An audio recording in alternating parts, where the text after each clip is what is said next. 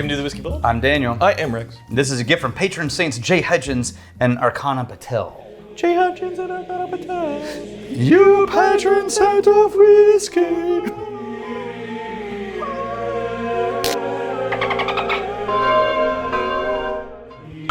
Oh, I burped.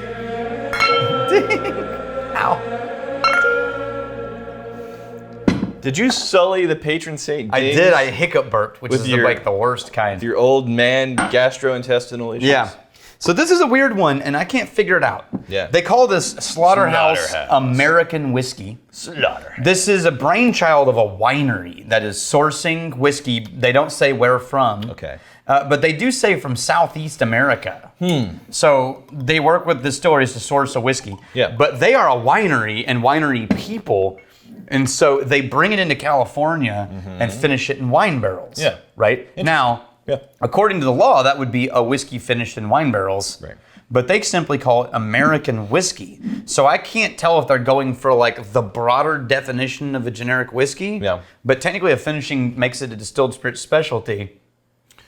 I mean, there's even like a butcher's knife. Very simple. Slaughterhouse. Yeah.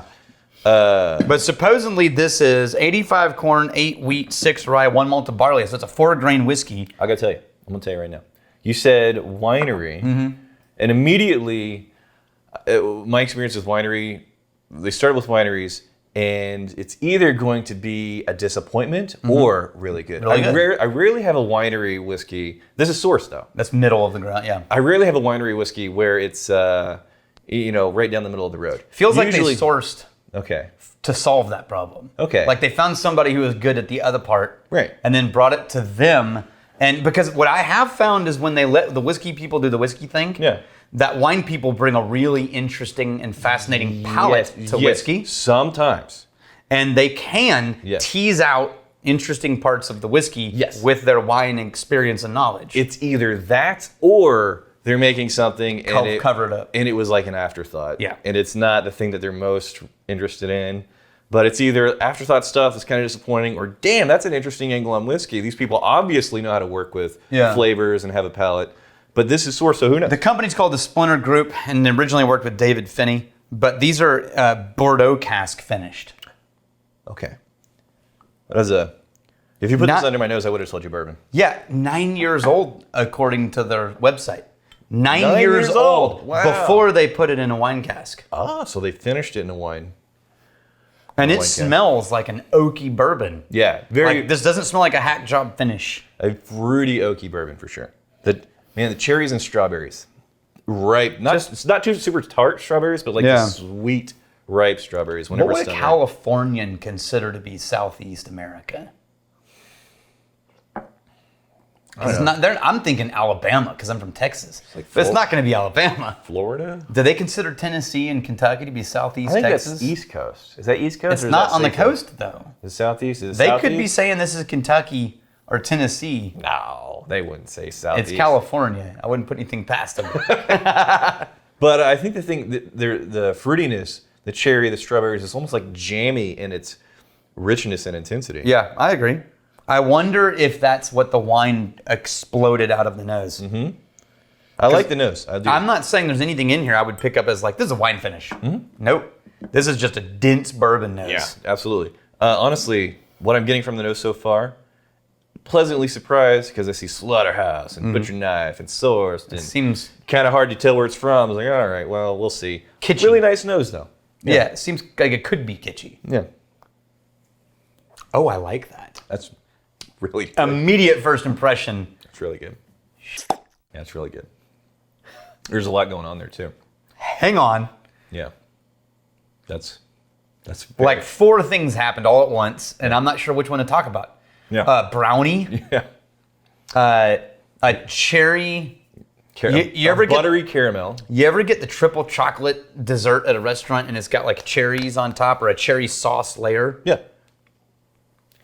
Dark chocolate cake Yeah. with cherries. Yes. Yes, all those things. There's a butteriness. There's a caramel to it. The mouthfeel is amazing.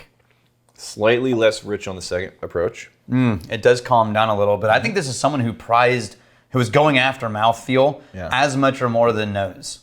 which is surprising to me for a wine guy. Once you're deep into the finish, you get some vanilla and a little bit of an oaked vanilla. If this hasn't won awards, I would be shocked. Yeah. That is Damn. really good. Damn. So whatever distillery you worked with, Yeah. just hit it out of the park on the bourbon. But whoever's palate added to this just married it so well that I don't feel like anything dominated the other thing. This feels like a perfectly cohesive flavor. This, I think, even though I didn't have high expectations based on judging it from the outside of the bottle, Yeah. this is, I think, is a really good example of whenever you're sourcing something and then do something your own to it. Yeah. To make it, to improve it, to upgrade it, to take it a tier above what you originally even had in your hands. Yeah, I would bet that the guys who made the bourbon would be, this is something new to them for their bourbon. But man, the oakiness is stronger on the nose when you come back. It's way more oak and wood and barrel than it was originally. But the palate. I really, what did we say the proof was? I didn't. What is What the hell? Where's the? Oh, it's on the little sticker. 44%. Jeez. That's a lot of flavor for 44. That's so low. 44%. Doesn't it have to be on the label? It does. label? This is illegal. But I feel like a lot of this label is illegal, but Who cares? I'm just gonna put it out there. I think as long as it's delicious enough, then people should be able to do whatever they want. Yeah. Wow. Damn good. We have the Christoph Becker. I'm in need of advice from you, magnificent bastards. I'm a prop master in Germany. Currently part of the production team of a Netflix series. My job is to organize and manage all props used in a movie, TV series. Right. Basically, everything actors handle on screen, like guns, cars, smartphones, or drinks. We have a scene where our actors pour a glass of an expensive whiskey. While shooting, our actors actually drink an alcohol-free substitute that basically looks like whiskey. There is no alcohol allowed on set. That makes sense. Just quit. I'd quit. I can't work like this. Slam my trailer door. He does it at least once a week.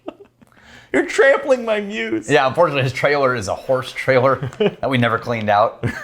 And once he goes in, he has to come right back out because there's nowhere to sit. It's just, we never fixed it or cleaned it. As long as you understand my pain.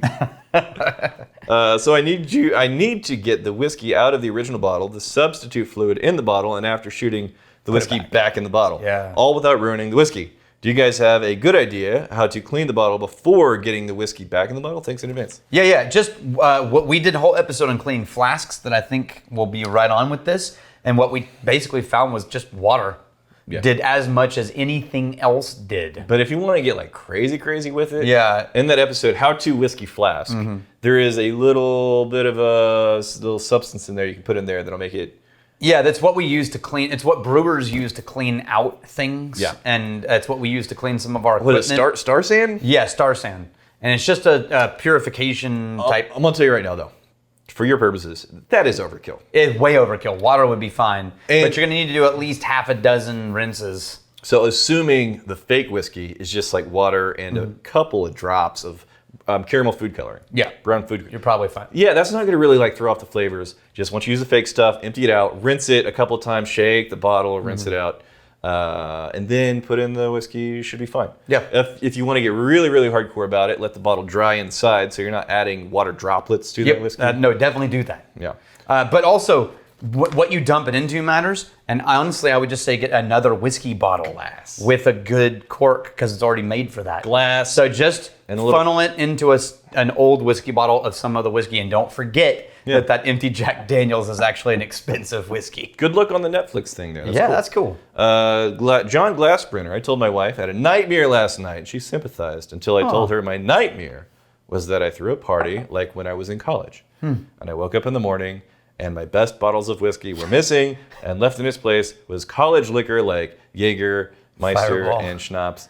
Seriously though, I dreamt this and woke up in a frantic sweat. What the hell is wrong with me? No. Nothing. Everything is right with you? Nothing. Your wife is horribly wrong. Yeah. I think you should take her by the ear and drag her into counseling. Yeah, she probably needs an empathy test. Tables have turned, huh? And then the counselor is like, replaced it with what?